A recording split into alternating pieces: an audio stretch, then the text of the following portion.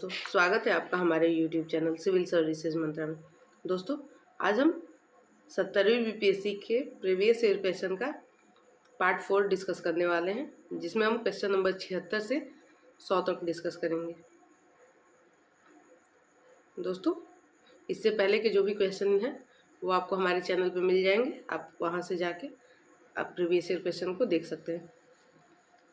और हम इस सीरीज़ में सिर्फ क्वेश्चन नहीं डिस्कस करते हैं, बल्कि उससे रिलेटेड जो भी डाउट रहते हैं उसको क्लियर करते हैं और फिर उसके कॉन्सेप्ट को समझते हैं। साथ ही साथ हम ऑप्शन को भी डिस्कस करते हैं।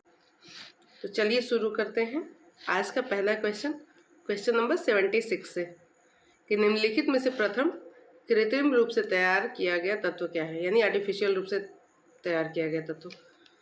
ऑप्शन ए है टी मतलब टेल्यूरियम। आपको हम इसका रासायनिक नाम भी बता दे रहे हैं, टेल्यूरियम, ताकि आपको आंसर देने में आसानी होगी। और उसके बाद ऑप्शन बी आता है TC, टेक्टोनियम।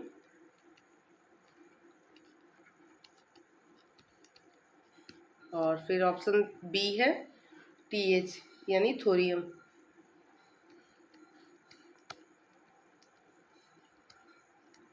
और उसके बाद आता है ऑप्शन डी TI, यानी टाइटेनियम। तो आपको इन चारों में से बताना है कि कौन सा ऐसा है जो आर्टिफिशियल रूप से तैयार किया गया है। तो इसका आंसर होगा ऑप्शन बी, टेक्टोनियम आर्टिफिशियल रूप से तैयार किया गया है। और यह सबसे छोटा तत्व है, तो ध्यान रखना, सबसे छोटा तत्व।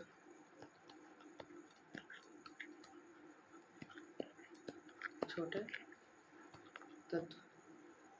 अब बढ़ते हैं नेक्स्ट क्वेश्चन नंबर 77 की तरफ कि निम्नलिखित में से कौन सा रक्त का तरल भाग होता है। ऑप्शन ए है WBC, ऑप्शन बी है प्लाज्मा, ऑप्शन सी है प्लेटलेट्स और ऑप्शन डी है RBC। तो इसका आंसर होगा ऑप्शन बी, प्लाज्मा, क्योंकि जो प्लाज्मा है वही रक्त का तरल भाग होता है, जो 90% इसमें पानी होता है और 6 से 8% प्रोटीन होता है। तो ध्यान रहे, प्लाज्मा में 90% तक पानी होता है, तो रक्त का तरल भाग प्लाज्मा ही होता है। अब बढ़ते हैं नेक्स्ट क्वेश्चन नंबर 78 की तरफ कि जीवन की संरचनात्मक एवं कार्यात्मक इकाई क्या है। ऑप्शन ए है कोशिका, ऑप्शन बी है अंग, ऑप्शन सी है ऊतक और ऑप्शन डी है जीव। तो इसका आंसर होगा कि जीवन की संरचनात्मक एवं कार्यात्मक इकाई कोशिका होती है, यानी ऑप्शन ए करेक्ट है, क्योंकि कोशिका को ही जीवन की बुनियादी संरचनात्मक और कार्यात्मक इकाई माना जाता है, क्योंकि यह जीव के शरीरों की सबसे छोटी इकाई होती है और जीवन के सभी आवश्यक कार्यों को संपन्न करती है। प्रत्येक जीव, वह चाहे एक कोशिकीय हो या बहुकोशिकीय, कोशिकाओं से ही बना होता है। अब बढ़ते हैं नेक्स्ट क्वेश्चन नंबर 79 की तरफ कि निम्नलिखित में से कौन सा एक गैर संपर्क बल है। ऑप्शन ए है चुंबकीय बल, ऑप्शन बी है घर्षण बल, ऑप्शन सी है प्रभावी बल और ऑप्शन डी है इनमें से कोई नहीं। तो पूछ रहा है गैर संपर्क बल, तो इसका आंसर होगा चुंबकीय बल, क्योंकि चुंबकीय बल एक गैर संपर्क बल है और वह बल जो प्रत्यक्ष भौतिक संपर्क के बिना वस्तुओं के बीच कार्य करता है गैर संपर्क बल कहलाता है। और इसके अलावा जो गुरुत्वाकर्षण बल होता है या इलेक्ट्रोस्टैटिक फोर्स जो होता है, वो दोनों गैर संपर्क बल भी ही होते हैं। तो अगर आपको ऑप्शन में आता है कि गुरुत्वाकर्षण बल तथा इलेक्ट्रोस्टैटिक बल, तो उस टाइम आपको ऑप्शन डी में दिया रहेगा उपरोक्त में से एक से अधिक। अब बढ़ते हैं नेक्स्ट क्वेश्चन नंबर 80 की तरफ कि निम्नलिखित में से कौन से महत्वपूर्ण कोरोंडम और क्रायोलाइट धातु के अयस्क हैं। तो ध्यान रखें, कोरोंडम और क्रायोलाइट धातु के अयस्क की पूछ रहे हैं। ऑप्शन ए है एल्यूमिनियम, ऑप्शन बी है चांदी और ऑप्शन सी है टीन, ऑप्शन डी है लोहा। तो इसका आंसर होगा ऑप्शन ए, एल्यूमिनियम, क्योंकि वे खनिज जो आर्थिक रूप से धातुओं का निष्कर्षण संभव बनाते हैं अयस्क कहलाते हैं। और प्राकृतिक रूप से पाए जाने वाले इन यौगिकों को अक्सर वांछित धातु प्राप्त करने के लिए प्रसंस्करण की आवश्यकता होती है। और कोरोंडम और क्रायोलाइट जो है वो एल्यूमिनियम धातु के अयस्क हैं। अब नेक्स्ट बढ़ते हैं क्वेश्चन नंबर 81 की तरफ कि निम्नलिखित में से कौन सा दिए गए तार का प्रतिरोध है। ऑप्शन ए है R = IV, ऑप्शन बी है R = I/2V, ऑप्शन सी है R बराबर V/I और ऑप्शन डी है R बराबर I/V।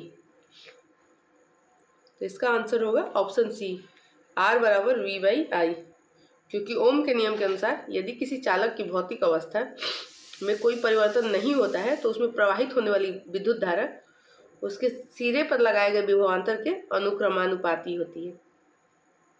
और यदि विभवांतर को V और उसमें बहने वाली धारा को I से प्रदर्शित करें तो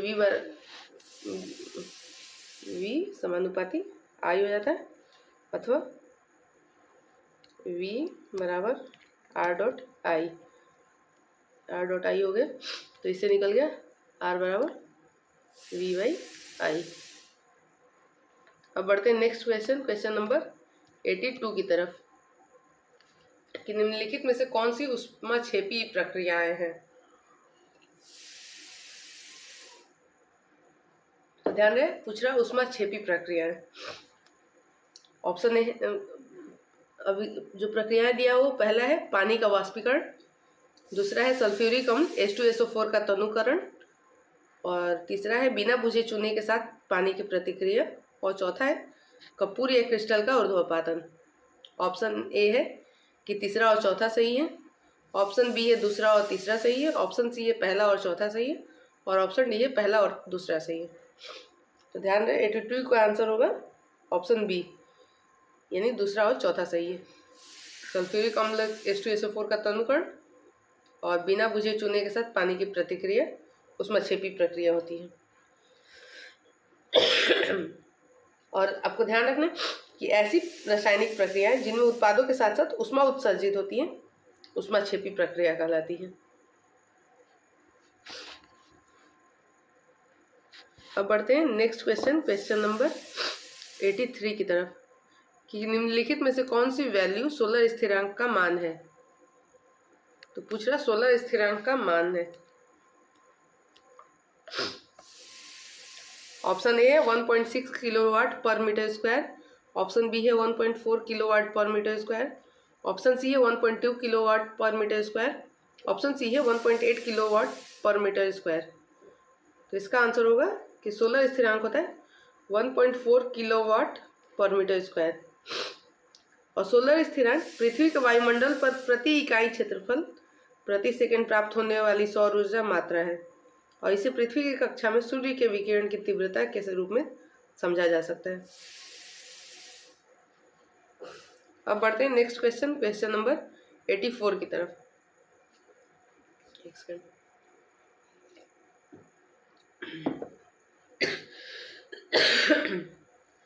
कि निम्नलिखित में से किसके लिए प्रकाश संश्लेषण में क्लोरोफिल का उपयोग किया जाता है। ऑप्शन ए है CO2 की कमी, ऑप्शन बी है पानी के अणु को तोड़ना, ऑप्शन सी है कोई कार्य नहीं, और ऑप्शन डी है प्रकाश को अवशोषित करना।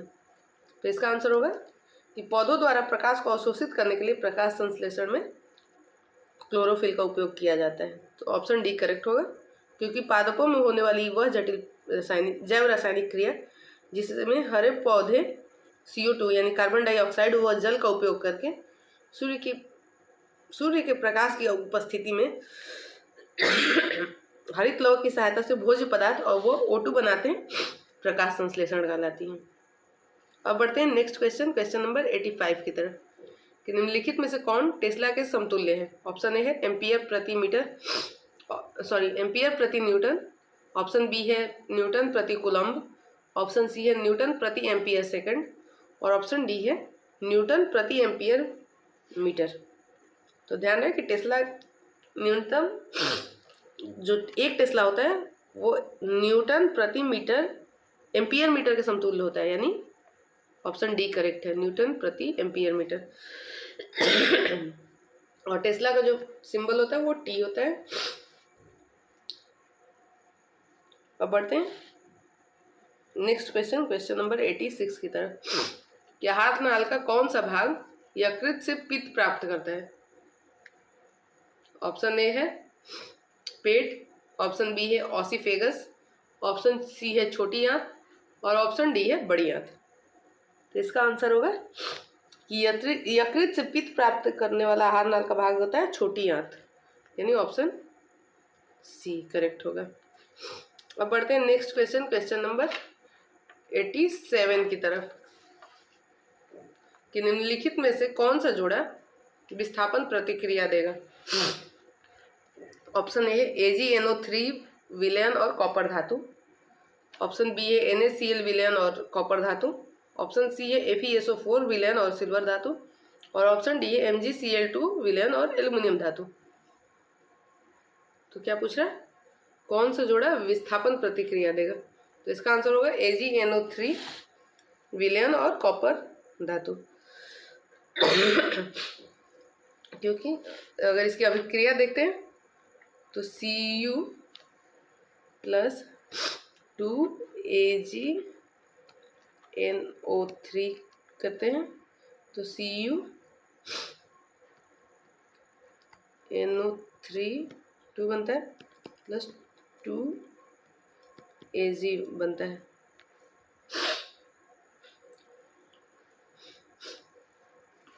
और कॉपर धातु को AgNO3 विलयन में डुबोने पर कॉपर में सिल्वर आयन को आकर्षित करने की क्षमता हो जाती है। और सिल्वर के आयन यानी Ag प्लस कॉपर धातु द्वारा विस्थापित होने से चांदी धातु की प्राप्ति होती है, और इसी समय कॉपर आयन जो होता है यानी Cu2 प्लस के रूप में विलयन में मिल जाते हैं और कॉपर नाइट्रेट बनाते हैं। अब बढ़ते हैं नेक्स्ट क्वेश्चन नंबर 88 की तरफ कि सूक्ष्म जीवों द्वारा कार्बनिक पदार्थों को तोड़ने की प्रक्रिया कहलाती है। ऑप्शन ए है श्वसन, ऑप्शन बी है प्रकाश संश्लेषण, ऑप्शन सी है अपघटन, और ऑप्शन डी है किण्वन। तो सूक्ष्म जीवों द्वारा कार्बनिक पदार्थों को तोड़ने की जो प्रक्रिया होती है वो अपघटन कहलाती है, क्योंकि अपघटन की प्रक्रिया में सूक्ष्म जीव जैसे बैक्टीरिया एवं फंगस मृत जीव और उनके अवशेषों को तोड़कर सरल पदार्थों में परिवर्तित करते हैं। अब बढ़ते हैं नेक्स्ट क्वेश्चन नंबर 89 की तरफ कि परमाणु की संरचना के लिए एक मॉडल प्रस्तावित करने वाले पहले व्यक्ति कौन थे। ऑप्शन ए है E गोल्डस्टीन, ऑप्शन बी है रदरफोर्ड, ऑप्शन सी है नील्स बोर, और ऑप्शन डी है J.J. थॉमसन। तो ध्यान रखना इसका आंसर होगा ऑप्शन डी J.J. थॉमसन ने अपने परमाणु मॉडल में बताया था कि परमाणु एक धन आवेशित गोले से बना होता है जिसके भीतर इलेक्ट्रॉन अंतर्निहित होते हैं, और परमाणु के भीतर जो होता है वो पॉजिटिव और नेगेटिव आवेश समान परिमाण में होते हैं, जिसके परिणाम स्वरूप परमाणु विद्युत रूप से उदासीन होते हैं। अब बढ़ते हैं नेक्स्ट क्वेश्चन नंबर 90 की तरफ। इसमें क्वेश्चन दिया है, मिलान करना है सूची को। एक साइड बिहार के कुछ जिले दिए हैं और दूसरे साइड वो क्यों इम्पोर्टेंट है वो दिया है। तो जिले हैं वैशाली, भागलपुर, जमुई और मधेपुरा, और उससे संबंधित जानकारी है रेशमी वस्त्र, सोना, रेल डिब्बा कारखाना और पुष्प उत्पादन। तो देखिए हमको जो आ रहा होगा पहले हम उसको मिलाएंगे तो काफ़ी हद तक हमारा आंसर मिल जाएगा। तो जमुई का तो आप सब जानते हैं कि सोना के लिए काफ़ी फेमस है, तो जमुई हो गया सोना, और भागलपुर रेशमी वस्त्र के लिए। तो मान लीजिए बी का 1 और सी का 2 मिला, बी का 1 और सी का 2, तो ये मिल रहा है ऑप्शन सी में आपको देख रहे हैं तो मिल रहा है। तो इसके अकॉर्डिंग मिला लेंगे तो वैशाली का होगा पुष्प उत्पादन यानी यहाँ पे 4 हो जाएगा, और मधेपुरा का होगा रेल डिब्बा कारखाना यानी 4 1 2 3। तो इसका आंसर हो जाएगा ऑप्शन सी।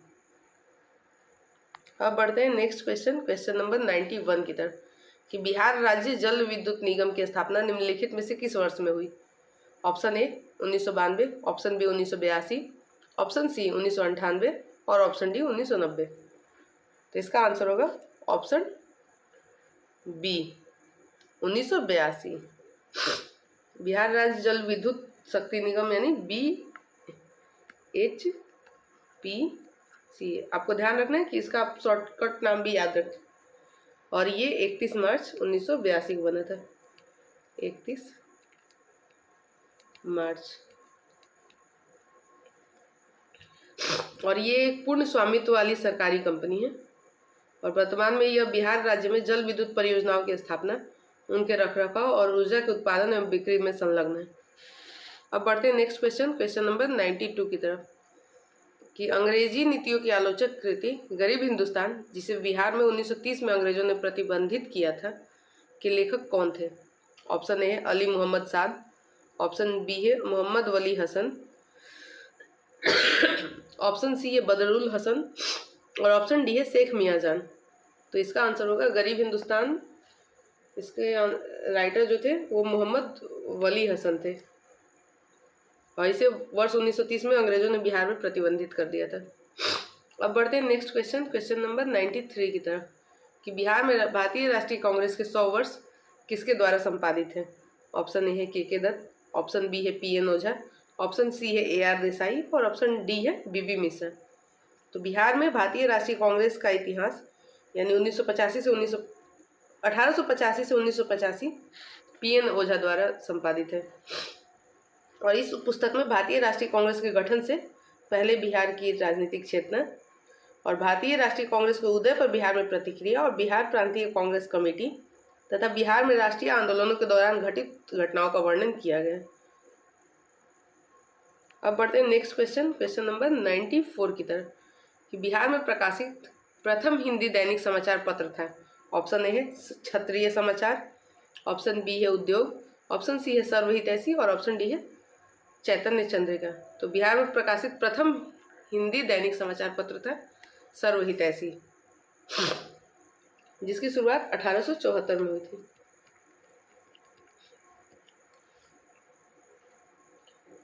अब बढ़ते हैं नेक्स्ट क्वेश्चन, क्वेश्चन नंबर 95 की तरफ, कि 2011 की जनगणना में बिहार के निम्नलिखित जिलों में से किसमें अनुसूचित जनजाति संख्या का प्रतिशत सर्वाधिक था?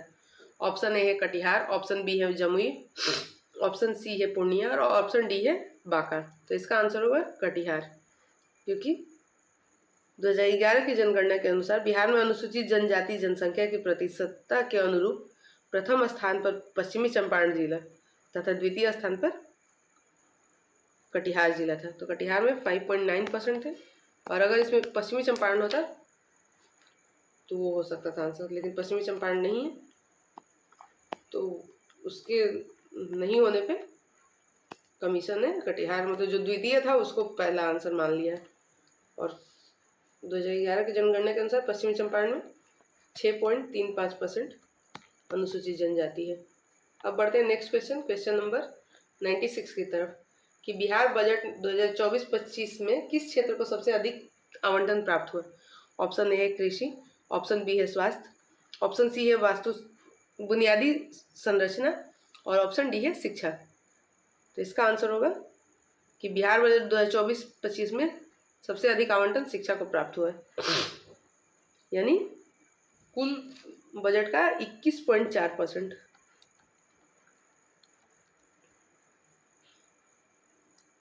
अब बढ़ते हैं नेक्स्ट क्वेश्चन, क्वेश्चन नंबर 97 की तरफ, कि बिहार में विष्णु पद योजना के अंतर्गत पर्यटन को बढ़ावा देने के लिए 2024 के केंद्रीय बजट में निम्नलिखित में से किस केंद्र को प्रस्तावित किया गया?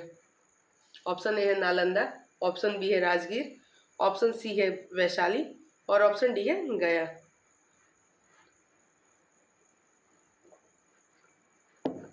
तो इसका आंसर होगा ऑप्शन डी करेक्ट होगा, गया, क्योंकि वर्ष 2024 में केंद्रीय बजट में बिहार के विकास के लिए कई महत्वपूर्ण घोषणाएं की गई और केंद्रीय बजट में बिहार के गया को केंद्र के रूप में प्रस्तावित किया गया विष्णु पद योजना के अंतर्गत। अब बढ़ते हैं नेक्स्ट क्वेश्चन, क्वेश्चन नंबर 98 की तरफ।